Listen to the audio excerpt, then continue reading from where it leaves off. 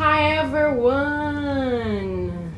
Hey everyone! Welcome back to the Fielding English channel. Alright, so I think we can start it, right? Yes, we're so glad you're with us today. We have a fascinating topic, and Maria is going to kick it off and introduce our topic.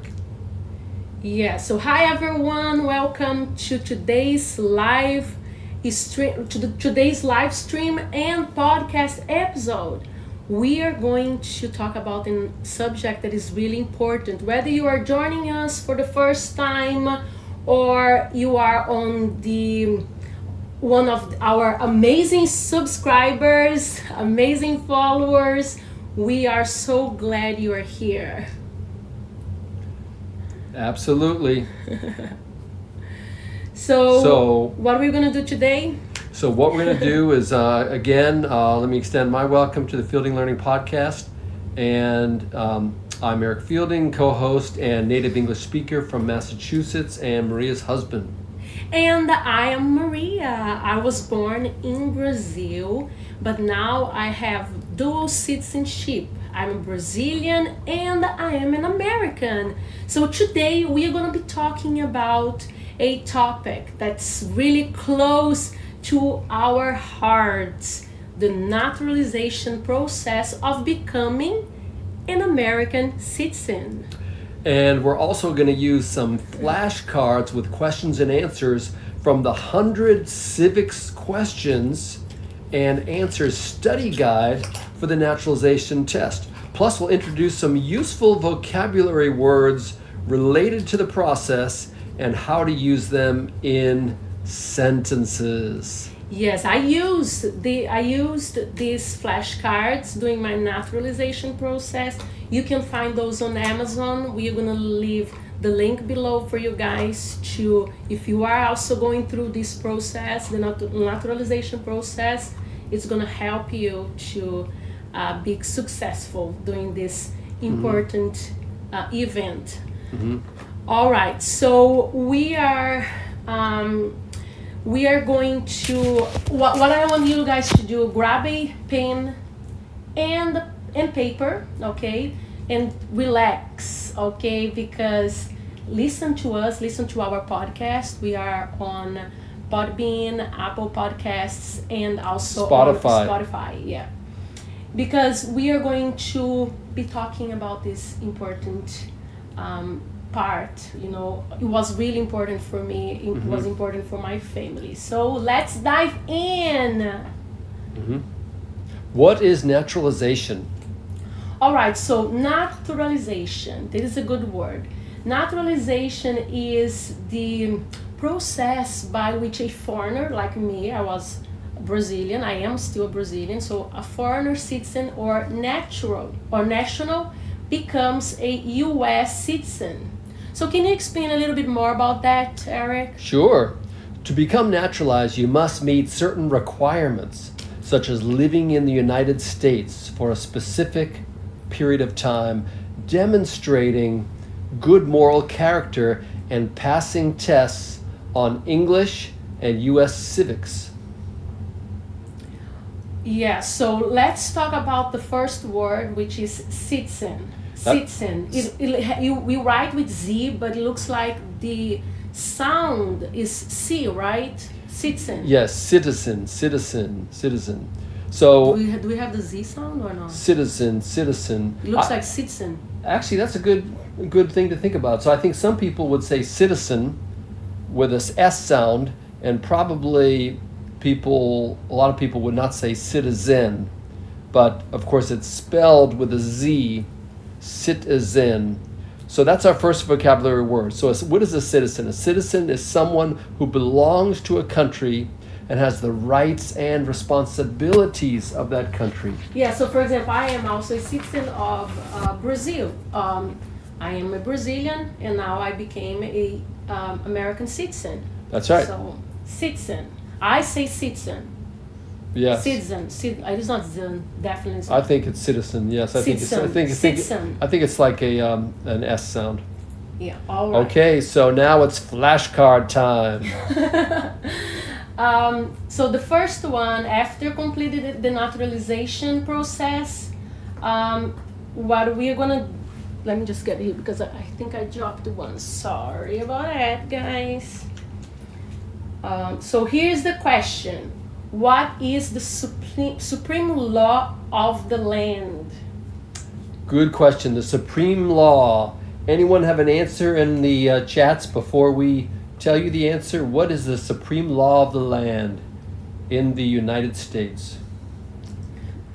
So one thing that I need to point out is that I didn't know a lot about the history of the United States before, because I knew the history of Brazil, not everything, because I'm not even much into history, but what I did through these 100 flashcards over here, I was able actually to understand a lot about the history of the United States. So if you know the answer for this question, let us know in the comments below. So looks like we don't have an answer, so that's a tough question. So are we ready to give them this answer? Yeah, we can give the answer. So the supreme law is the Constitution. You see, this is also a good word. Constitution. Yes, the Constitution was passed in 1789, and then it was ratified by states to become the supreme law of the land in the United States. And another thing this is a good trick for Brazilians, is that everything that all the words that end in T-I-O-N, or like the shon, in Portuguese would be são. So for example, constitution in Portuguese is constituição. Constituição. So constitution is constituição in Portuguese. Yes, and interestingly, Brazil formulated and designed their constitution back in the mid-80s with the U.S. Constitution as a model. And that's how Brazil adopted a new constitution in the mid-1980s. All right, so now let's do another for our viewers, another flashcards Yes. for our viewers and listeners. Here is a question. What do we call the first 10 amendments to the Constitution? Oh, I know. No, you cannot. You don't count. You're born Okay. here. So All right, we'll let someone this else. is for foreigners. Yes. For us foreigners. But it's a good word to know. Let's see if folks are making some comments. What do we call the first 10 amendments to the Constitution? YouTubers, feel free to comment as well. We see the chat there, and we see the Instagram chat. It's a tough one, but see if you know the answer. And this is actually, once we tell them the answer, I want to also point out one little thing about the word. So you can tell them. Okay, so it is called the Bill of Rights. The Bill of Rights. It's the first 10 amendments to the Constitution. Yeah, so the S needs to be pronounced. So rights. Yes. Bill of Rights. Yes, and now we have a lot more. We're up to 26 amendments now. 26. All Yes. right. So what is the next vocabulary word? It's this is the one that I want to point out. Okay, the next one is oath. Oh, Jesus. Oh, has a tongue in the teeth. I hate the TH. I think it's so weird. The TH. So for the oath. Oath. Try not to spit on someone when you say that. So the oath, because we have the TH, you have to pronounce it with your tongue between your teeth. So oath. Oath. Oath. So what is a oath? Did you define oath for our viewers and listeners? So an oath is I would say is a promise that you tell the truth that you are gonna tell the truth about something. So for example, you take the oath. Yes, you raise your right hand. Yeah, you take the oath because it's you are telling that you are gonna you are showing that you're gonna tell only the truth. Yes, it's an allegiance to the Constitution and it's an important thing to take the oath. So I have here a phrase which is like new citizens take an oath of allegiance during the naturalization ceremony. Yes, you're definitely going to hear that term a lot during the process. All right, so what is the next one? And then I'm going to go through some of these later, okay? Soon, really soon. Well, now let's talk about some tips for studying these flashcards. Okay, so we went through the naturalization process, and so what we did. Yes. First of all, I bought this on Amazon because I didn't know much about the history of the United States, and I started going through, these are 100 flashcards. And we'll put the link in the video so you could buy these flashcards too. They're official designated flashcards for the test for you to become a U.S. citizen. So why do you need to go through flashcards? Because repetition helps a lot. Mm-hmm. And then also because you practice your speaking English as much as you can to build your confidence. So you don't need to just do silence silence this the flashcards. So you go through. Let me get another one over here. So for example, in one side we have the question, and the other one you have the answer. Mm-hmm. So when you are also asking the question, you ask it out loud. So this is, what territory did the United States buy from France in 1803? Yes, that's right. So it was, then you say that out loud, and then you have the answer. Now, if you already know the answer because you have been studying for a while, you will already say the answer out loud. That's right. So these flashcards are a great way to learn the civics, and also reviewing and learning basic English vocabulary and grammar. So the territory that the United States bought from France was Louisiana. That's right. Thomas Jefferson was the president when that was bought. Yeah, all right. So let me see the next one over here. Okay, we did go through that part. So allegiance. Oh, allegiance. Let's talk about allegiance. Yeah, so allegiance means loyalty or commitment to a country, cause, or group.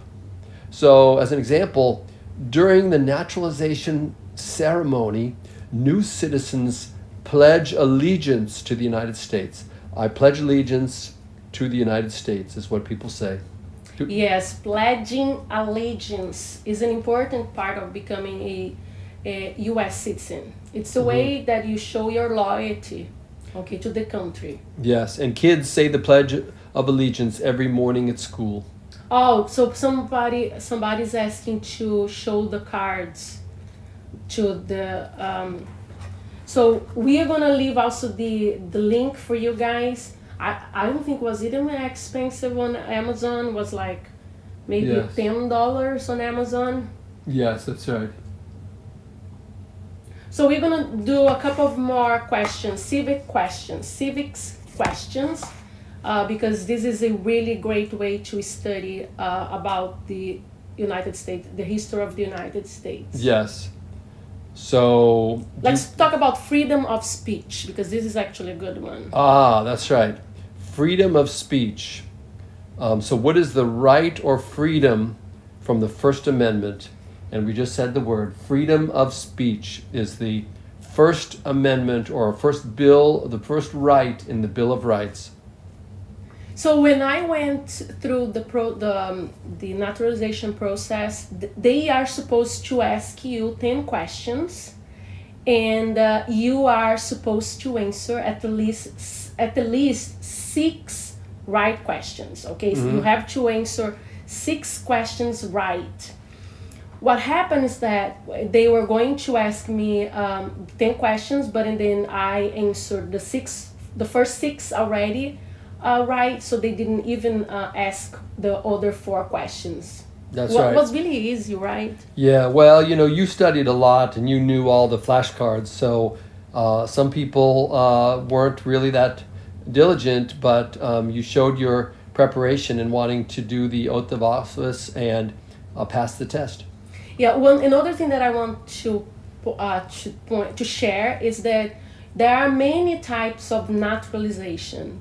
I became naturalized a U.S. citizen through marriage because I married him. He's an American. He was born in Massachusetts, so that's why went through the process as the naturalization process as a marriage. So through marriage, we say through marriage, right? Yes, but you can also come in through a fiance process. You could be sponsored as a family member, let's say a parent or a child.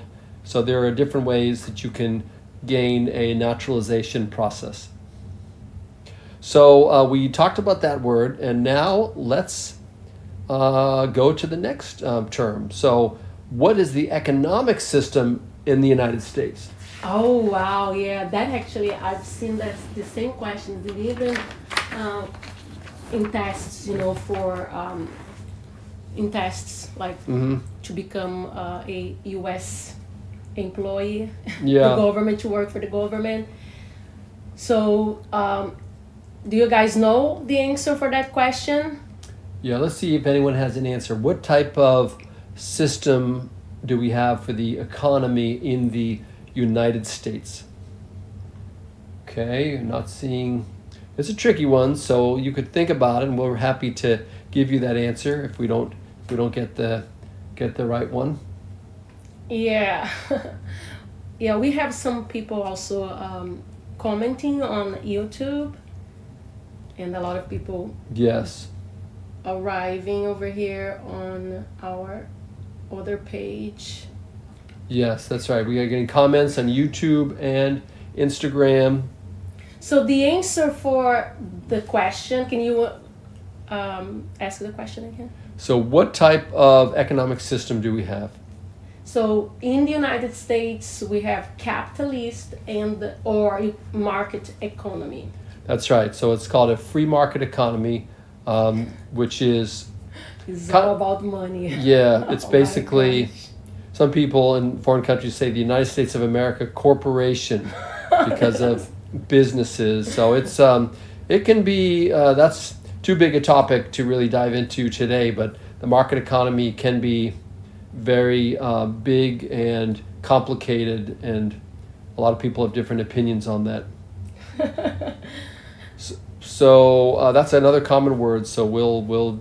Oh, it was one person said capitalism, and no, we don't have the socialism. No, we don't have socialism, but it's an interesting question because some things in the U.S. market economy are socialistic, which are, for example, Social Security. So Social Security, a lot of people don't talk about now being part of socialism, but when it was introduced in the 1930s by President Franklin Delano Roosevelt, a lot of people accused Roosevelt of turning the U.S. economy into a socialism or socialistic type of economy. But now everyone takes for granted that they're going to get Social Security. But Social Security is an example of socialism, and that's something that can happen in pockets of the United States. But of course, Social Security is a nationwide program of getting checks for retirement. Did you guys understand about Social Security? Because I don't think they actually understood much about Social Security. Well, in Social Security, what you do is you pay a percentage of your income over a number of years, and the minimum is 10 years. And after 10 years of paying a percentage, then you qualify for Social Security. So it's 10 years, or also known as 40 quarters, to get the minimum. And the minimum now is around $1,500 per month in the United States. So if you work 10 years, then you can get Social Security, which you can start collecting at age 62, and you can collect it anytime between age 62 and age 70. All right, I think now they understood. Okay, so now let's go to the next area that we have here. Don't- Naturalization. Well, we talked about. Yeah, we talked about naturalization. So it looks like we're getting it. We didn't want to overwhelm you with 100 questions today, so we wanted to make certain that you got an introduction to these flashcards. Maybe we'll do a part B and dive into more of them. But I think these flashcards will Yeah. really help you. Let me go through this question 53. We are gonna do come here again or record videos about the questions, some of the questions that come in these civics flashcards over here for the naturalization test. Yes. And the question number 53, okay, 53 is asking, what is one promise you make when you become a United States citizen? So this is the question. I don't know if you guys will see because probably it's in the opposite. Yeah, it'll be fine here in the Yeah, YouTube. here's fine, yeah. What is one promise you make when you become a U.S. citizen? I think if I showed in the other platform, it's gonna be in reverse. Yeah, it seems to be reversed in Instagram. We'll work on that for next time. We need to have the words because we're going to start using flip charts with our Yeah. program here soon. So and then the answer, actually there are many answers for this question over here, and you is asking just what is one promise. Okay, so it's gonna give a lot of answers over here in the back. Mm-hmm. Oops, over here. Yes. So defend the Constitution and laws of the United States, obey the laws of the United States, serve in the U.S. military if needed, serve the nation if needed, be loyal to the United States. Mm-hmm. So these are promises we make when we become a United States citizen. Yes, that's right. Okay, so we've done some sample flashcards. Do we want to take some questions? We should mention before we do that it takes a while. So it can take years to become a U.S. citizen. It's a slow process, and so don't think that it can happen overnight. You have to pay fees. There are complicated forms. But when you finally achieve naturalization, you will be proud of that accomplishment. And then, of course, you don't give up the citizenship of your home country. You become a dual citizen of both countries at the same time.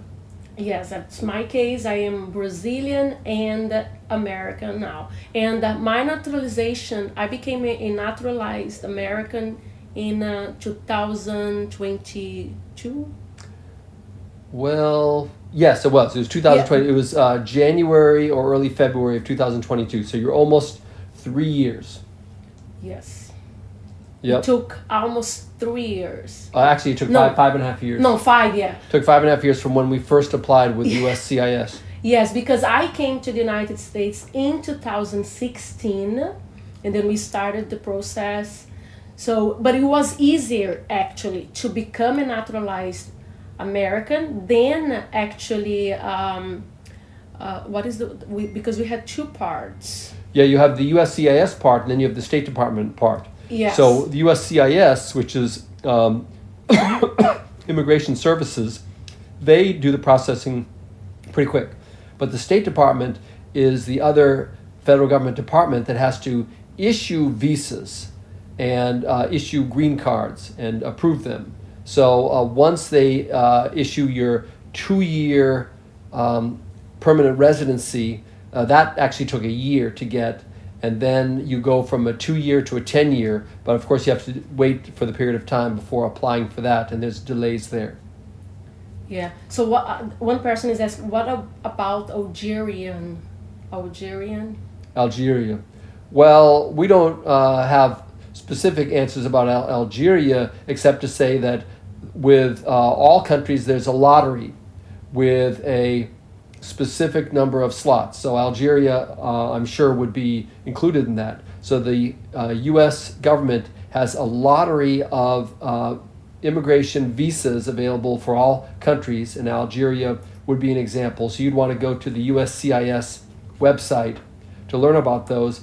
But of course, the most consistent way of getting approval is through a family member or a sponsorship of some sort. So we didn't talk about that in this video so much, but you can get work-related sponsorships.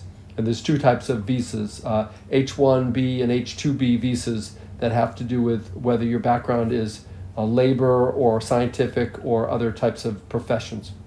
That's right. So before we wrap up, I want just to remind everyone to, if you are going through this process, one person said I applied and I hope to win. Yeah. Yes, that's right. The lottery. Yep. So that's good answer there. Because definitely this process takes a lot of time, but it is worth it. The day you take the oath and become a U.S. citizen is a moment you never forget. I remember mine was during the pandemic. Yes. And Thomas didn't go with us. We had a friend that babysat Thomas, and I was wearing mask. We were apart from other. Right. But it was worth it because I took some pictures. Yes. Yeah, it was worth it. And now I work for the government because to work for the U.S. government, you have to be a U.S. citizen. Yes, that's right. So are there any other topics we want to cover before we... I want just to encourage them if they have questions to ask now, and we will be happy to answer their questions. Did we talk about the ceremony? You did talk about the ceremony, so that's another key word, the actual swearing-in ceremony. Do you want to talk about that, the ceremony? No, I think you kind of covered that, so we're good. So hopefully we've inspired you with this episode. Any other questions? We see a number of people on Instagram and YouTube. Any more questions before we sign off for today? Oh, but what happens actually if we fail the test? Good what question. Happens? So what happens if I fail the test? Well, I don't know. What happens if you fail? So if you don't pass the test for the first time, you have another opportunity to take it. You can review what you missed and focus on improving for the second attempt. Now, I'm not sure if you have many attempts, but definitely you have a second chance for sure. Yes, that's right. But again, guys, the entire process takes a lot of time. You have to be patient. You have to follow up, with them. Actually, ask questions because it's really a lot of. Yeah, but it's worth it. Okay, well, thank you, everyone. We can still check to see if we have questions before we wrap up, but we want to, as usual, encourage you to like, subscribe, and share these episodes. So there is a question over here that I don't know if we want to go through that. I see your question here because we have not started the new administration. Yeah, so we don't know about the new administration. We need just to wait for the best and see what's going to happen. Yeah, we don't know, but starting January 20th, there may be changes to immigration policies in the United States. But still, things will be possible. Yes, we're still going to have people immigrate here, but the question is how and whether or not they have to wait completely in foreign countries before coming over, or having a extension or some sort of temporary status to stay in the United States while their application is being processed. Yeah, because what actually will happen with the United States without immigration? So that's actually what builds the economy. Yes, that's right. The United States needs immigrants to build the economy and to add to the diversity and the tapestry of the American experience, which is all based on immigration. Everyone in the United States is an immigrant from way back. My family, over 100 years ago, came from Ireland and England and Sweden. Basically Ireland, England, and Sweden back in the 1880s 80s and 70s. And then Thomas now, he was born here. He's dual citizen. Yes, that's so right. It's like, right. So everyone has some sort of background, immigration. Yes, that's right. Yeah.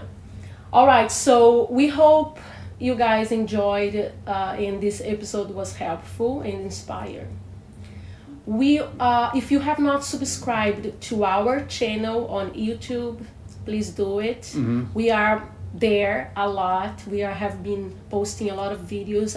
We also we pretty much we have gone viral Yes. because of comedy, because we are trying our best to share a lot of the Play on words and Yeah. comedy, and we're commenting on them. So it seems like you all like those. So we're going to continue to do those and mix those in with all of our normal videos, both long and short. So you'll see a variety of content on our YouTube channel, our Instagram channel. We also have a TikTok, and of course our Fielding English podcast on Spotify, Podbean, and Apple Podcasts. You can listen while you're driving and on the train. Yes, that's the way to practice your listening and improve your English skills. So that's it for today. We are wrapping up now. Good luck with your journey to become a American citizen. And if you have more questions, don't just let us know. Ask us. Use our social media. We will be happy to come here and with more videos, and also to answer your question, okay? So that's it for today, guys. See you next time. Thanks a million. And remember, it's about immersion, not perfection, okay? That's right. I'm sure I made a lot of mistakes here, but who cares? What's important is to communicate in English. That's right. Bye, guys. See ya.